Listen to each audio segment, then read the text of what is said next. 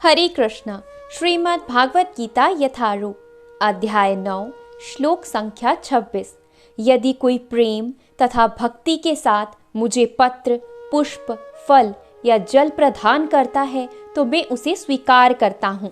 तात्पर्य: नित्य सुख के लिए स्थायी आनंदमय धाम प्राप्त करने हेतु बुद्धिमान व्यक्ति के लिए यह अनिवार्य है कि वे कृष्ण भावना भवित होकर भगवान की दिव्य प्रेमा भक्ति में तत्पर रहे।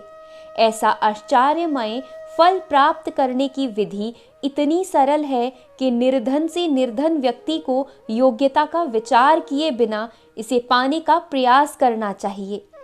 इसके लिए एकमात्र योग्यता इतनी ही है कि वह भगवान का शुद्ध भक्त हो।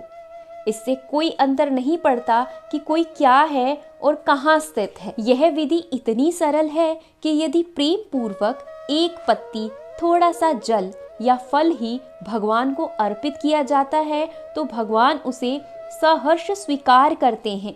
अंततः किसी को भी कृष्ण भावना अमृत से रोका नहीं जा सकता, क्योंकि यह सरल है और व्यापक है। ऐसा कौन मूर्ख होगा जो इस सरल विधि से कृष्ण भावना भवित नहीं होना चाहेगा और सच्चिदानंदमय जीवन की परम सिद्धि नहीं चाहेगा। कृष्ण को केवल प्रेमा भक्ति चाहिए और कुछ भी नहीं। कृष्ण तो अपने शुद्ध भक्त से एक छोटा सा फूल तक ग्रहण करते हैं, किंतु अभक्त से वे कोई भेंट नहीं चाहते।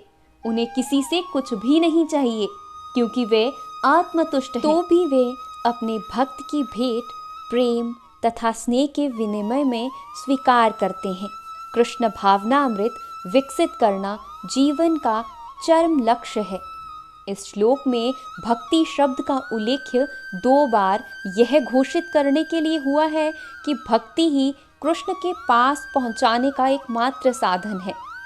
किसी अन्य शर्त से या ब्राह्मण, विद्वान, धनी या महान विचारक होने से कृष्ण किसी प्रकार की भेंट लेने को तैयार नहीं होते। भक्ति ही मूल सिद्धांत है, जिसके बिना वे किसी से कुछ भी लेने के लिए प्रेरित नहीं किए जा सकते। भक्ति कभी हेतु की नहीं होती, यह शाश्वत विधि है।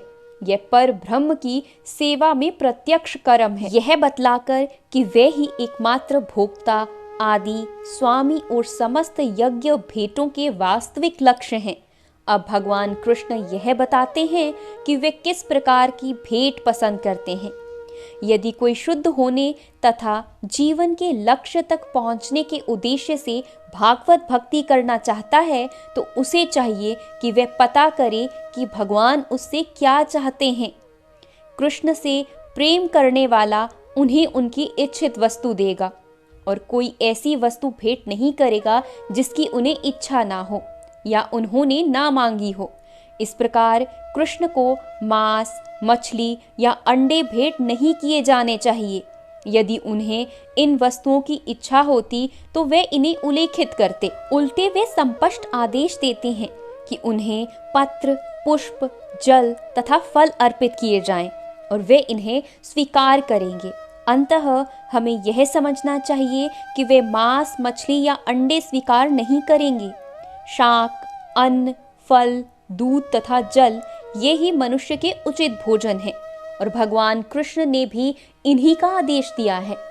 इसके अतिरिक्त हम जो भी खाते हों वह उन्हें अर्पित नहीं किया जा सकता, क्योंकि वे इसे ग्रहण नहीं करेंगे।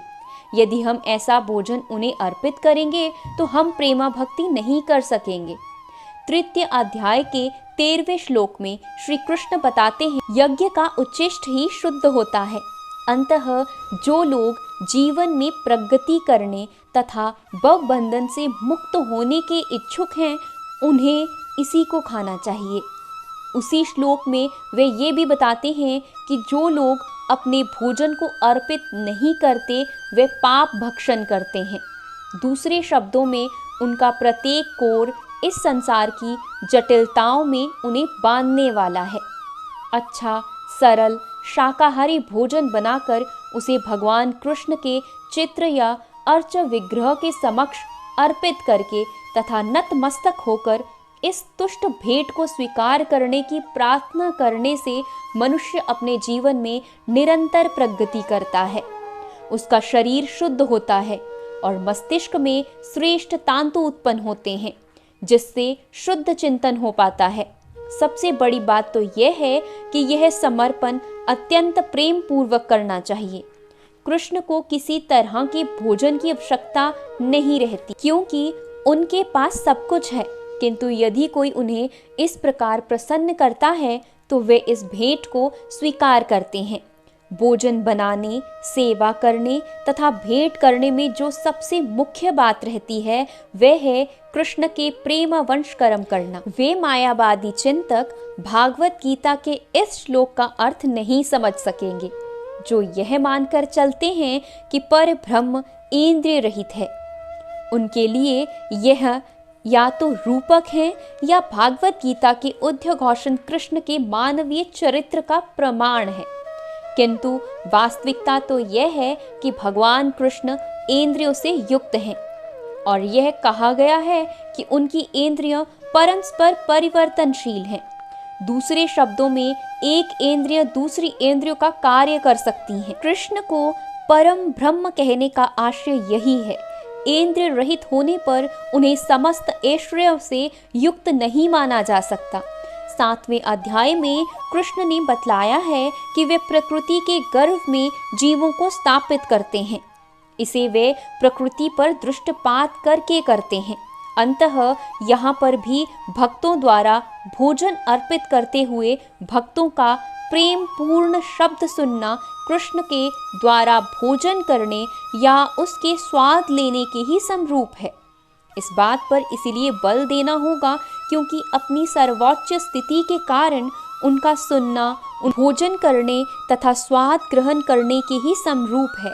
केवल भक्त ही बिना तर्क के यह समझ सकता है कि पर ब्रह्म भोजन कर सकते हैं और उसका स्वाद ले सकते हैं। हरे कृष्णा।